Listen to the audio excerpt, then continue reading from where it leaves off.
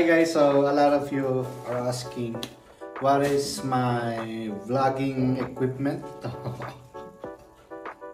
Joke lang. So guys, maraming nagtatanong sa mga kaibigan at sa page ng GoPro kung ano ang gamit kong pang motovlog / vlog na din. So, ito siya. Ganito lang siya kasimple. Ayan. So, unahin natin. I'm using GoPro Hero 8. Medyo.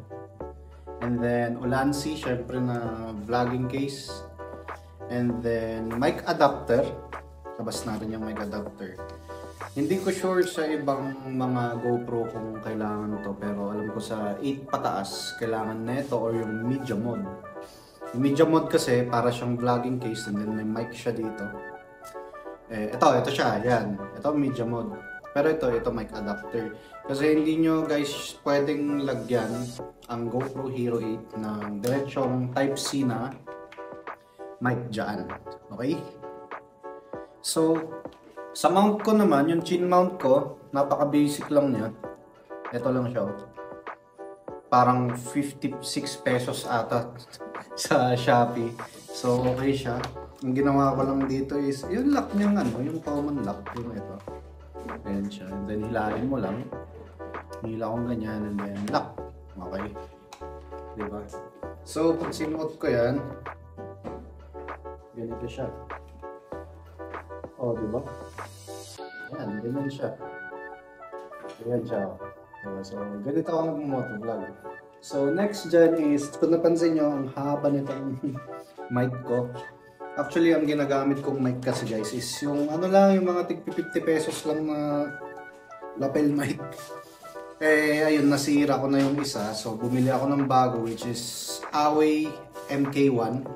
Ito siya, Away MK1. Kung mabasa nyo yan, ayan. Shoutout sa asawa ko, napakaganda ng iPhone. Niya, iPhone 13 Pro Max fully paid. Ilang gig? Binili niya sa Thailand dati. Ngayon, ayan nga, Away MK1 parang nasa ito. Ayan, itong Away MK1 is 199 pesos. So, ganito naman siya nakakabit dito. Ayan siya. Ito yung mic ko. Kaya pagka naririnig nyo pa rin akong humihinga. So, pag sinara ko yan, nandun siya sa loob. Pero kasi ang nuggets ko dyan, mataas itong Ulanzi. So, pag nakaganyan, hindi niya na, pag may dumarating na hangin, hindi niya na nakukuha. And then, syempre, helpful rin ito. Diba? So, ito siya pagka... Ayan, diba? So, mga cheap lang tayo. Pero ito, nagkamali ako dito sa Away na to. Which is, ngayon ko lang siya nalaman. Which is magandang mai-share. Pag bibili pala kayo ng mic ng GoPro, na papunta dito sa mic adapter. Ayan siya. Dapat, ito hindi ko pa na-try yung Type-C eh. So, dapat pala, ang bilihin nyo na jack nya, yung phone jack nya, is yung TRS, which is yung dalawang linya. Yan. Ngayon ko lang yan nalaman ito. Pakita natin. Oop, focus mo. Ayan. Basta yung dalawang linya na to. Kasi itong nabili ko is TRRS pala ang tawag. 1, 2, 3 na linya. So, akala ko noon parang wala, sayang kasi hindi ko siya gumana. And then nagtanong ako sa GoPro group. And then ayun yung sabi nila which is TRRS daw to. Ang nababasa daw ng GoPro mic adapter is TRS. Okay ba? So yan, bumili lang ako ng ng adapter. Mga 50 pesos lang to and then kinabit ko. Tapos yun, gumanda na yung pagka-pick up niya ng Ito yung sample guys. Magandang hapon guys. So yan, siguro feeling ko okay na yung mic natin. Nagawan ko na ng paraan. Okay, ang next naman is itong Telecine charger. So, dito ko charge ang aking GoPro battery. So, bale, meron akong 4 na ganito. Nasa bahay namin sa Trinidad yung 3. Kasi, okay naman na ako dito. Ang advice ko lang sa inyo, kunwari, pag nagvo-vlog kayo, na natutunan ko na lang by my own na dapat talaga may script kayo. Diba? May script kayo na, kumbaga, pag lalabas kayo, alam nyo na yung sasabihin nyo. And then, pag nandun na kayo sa lakad nyo, wag nyo i-record yung buong kalsada. Pag vlogger kayo, pero Depende yan. Meron yung mga nag-e-enjoy ng kahit dead air na dumaandar lang yung motor. Okay lang sila. Pero ako hindi ko gets or hindi ko rin trip siguro. Syempre parang doon nga, yun nga kasi ang GoPro guys, madaling uminit ang battery, madaling uminit ang unit. Parang 40 minutes to 50 minutes lang ata ang isang, kumbaga ang takbo na itong battery na to. So kumbaga sa 40 minutes na yun, lalabas ka ng 8 hours. Dapat alam mo yun alam mo yung script mo na 30 seconds lang dito, 30 seconds lang dyan. Minsan, nagiging natural na tayong nagpa-vlog. Ang ginagawa ko lang rin talaga doon, binubura ko lahat. Binubura ko na ng mga hindi naman na kailangan na pinagsasasabi ko. Lalo ko marami akong kumbaga sinasabi, pero as in sa 15 minutes na vlog na nasa 40 to 50 minutes, actually 1 hour pa nga akong may ine-edit. Pero minsan talaga kailangan mo i-squeeze, ayaw mong magsawa ang mga viewers mo. So ayan. And then next, ayun nga, Telesin. Sabi ko, may Telesin, may libre tong 2 battery noon, which is tinapon ko na guys kasi experience ko sa Telesin naman is mabilis rin siyang mag-bulge, yung lumobo. Eto, magto 2 years ko ng gamit, okay pa rin siya, no? Ito nga pala isang tip na sa mga gumagamit ng GoPro. Pagka hindi nyo na ginagamit yung camera nyo, tanggalin nyo yung battery. Yun yung isa doon. Then huwag kayong mag-overcharge. And then, ayun nga, hindi ko prefer ang Telesin, pero sabi ko nga, hati sa mga users ng GoPro ang Telesin. Meron yung okay naman daw, 3 years na. Meron naman kaming mga hindi namin talaga gustong gamitin. Diba? Kasi pag sinaksak nyo ang Telesin, lalabas dyan sa GoPro niya na sasabihin niya na hindi ito yung tamang baterya. Sasabihin niya yun pero yun nga, dati gamit ko nga rin. Ngayon tinapon ko na talaga. And then, yan. Next naman is pinaka-importante, SD card. Dahil nadali na ako dito ng 2 beses. Wag kayong bumili ng fake guys. Kung namamahalan kayo sa 128 gig, kahit mag 64 gig na lang kayo, ayan siya. Ito lang ang gamit ko. So, SanDisk siya na Ultra, which is kumbaga bili kayo sa SM, sa Octagon, Camera City, yun, Camera City. Sa Thailand yun, no? Wala. Sa Thailand. Pero yan, wag kayong bibili yung itim lang na grabe yun, nadadali. Kasi ang GoPro maarte yan sa SD card. Pag fake ang SD card mo, magko-corrupt yan automatic. Tested ko na yan, promise. Na 2 SD card na. Yung una, first time ko magka-GoPro, nagtitipid ako. Yung pangalawa naman, naiwan ko yung SD card ko sa bahay and then kailangan ko mag-vlog. Sasakay kami ng mga elephant sa Thailand. And then pinabili ko yung kapatid ko. Ang sinabi ko sa kanya noon, huwag kang bibili ng fake. Pero kakamadali rin yung fake nga yung nabili niya. Ayun, wala akong vlog ng elephant ride namin sa Thailand. Na-corrupt as in, sobrang lungkot ko. Ayan, ano pa ba mga pwede natin ipakita? Okay, next naman is anong ginagamit ko pagka nagpo-vlog na ako sa streets. So, ito lang ang gamit ko. Hindi ko na maalala yung pangalan nito pero ilalagay ko lahat ng link sa description kung saan ko sila pinag-order. Ito yung pinakaunang gamit ko guys. So, ganyan siya, no? Tapos, ganyan. Lock lang natin. So, ganito yung gamit ko dati. Ang maganda naman dito sa handle na to is pwede mo siyang, kunwari diba gagamitin mo siya ng kumakain ka. Ganito ko siya ginagamit. Ayan. Ayan. Ano ba? And then, maganda kasi dyan, pwede mo siyang tanggalin. Mura lang to kung naalala ko parang 350. Pwede mo siya i-lock ng ganyan. Diba? So, hawak mo na siya. And then, ang maganda na naman dito, pagka malayo-malayo ang kunwari nasa concert ka, pwede mo rin siyang i-open ng ganito. O, diba? So, ang ganda talaga niya. Yan. Ganito. Hi guys! Pero hindi ko siya masyadong ginagamit. Pwede rin ganyan. Pwede rin. Ang ginawa ko dito dati pag yung kunwari parang professional kang cameraman. Kasi magandang nag-i-start ang magandang stabilization ng GoPro simula 7, Hero 7 pataas. So meron ka ganyan. Sa kalaman. Kunwari mga mabababang shot. Oh. Pang footage. Ayan. Ito yung una kong gamit. And then, may na-discover ako sa Ulanzi. Ilagay ko rin yung link sa description. Maganda dito naman ito. Gusto ko na yung ano. Kasi, sabi ko nga, mahirap na nalolobat ka sa GoPro, nagcha-charge ka. So ito, hindi mo siya pwedeng gamitin forever, pero napakaganda niyang backup. Bakit? Tingnan niyo guys. Ito yung pinaka ngayon recently ko siya na-discover, which is napaka useful niya, lalo pag talagang nakalimutan ko yung battery ko or nag-charge ako nalobat lahat, ganun. So ito siya, Ulanzi siya. And then maganda dito, tignan niyo guys. Wala siyang battery itong GoPro ko.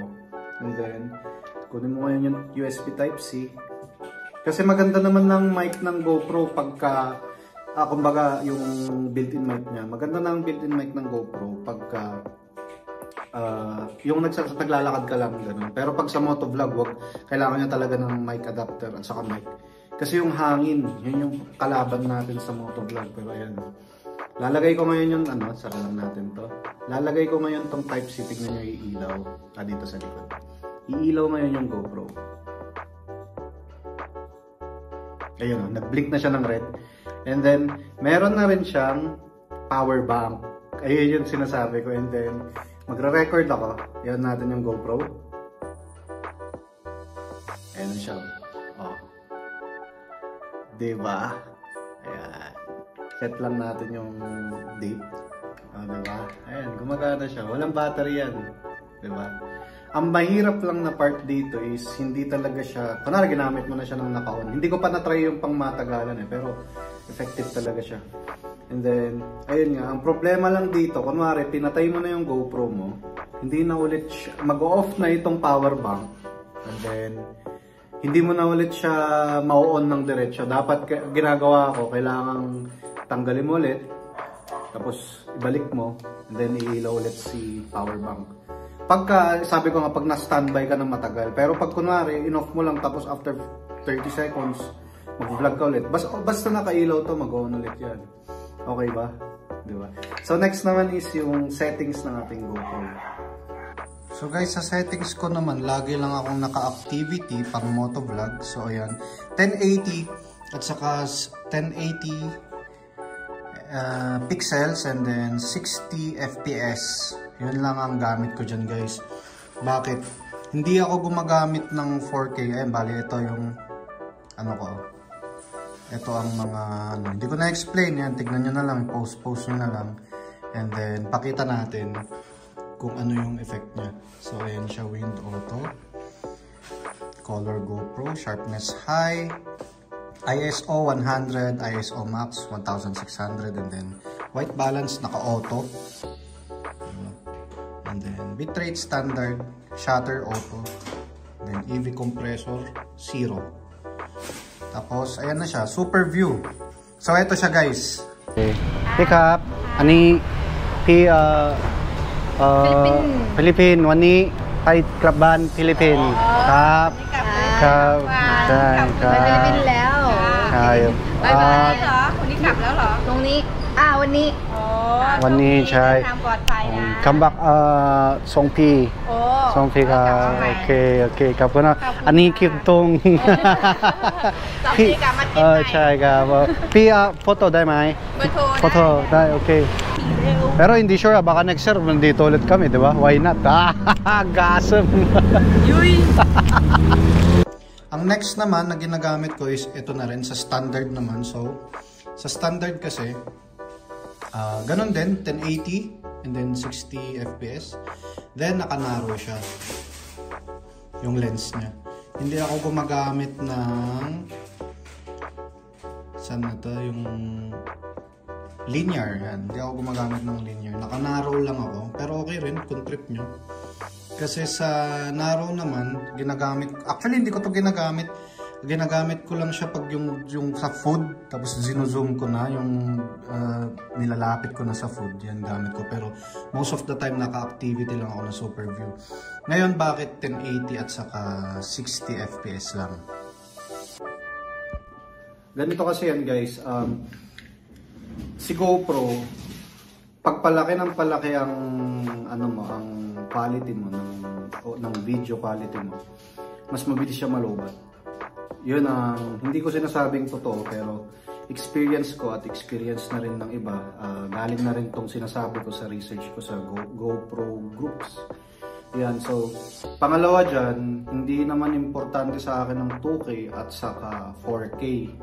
Hindi ko alam kung sa inyo kailangan nyo ng ganon, pero sa akin kasi 1080p pa rin naman ng standard. Kumbaga lahat pa lang naman ng mga standard monitor natin 1080p.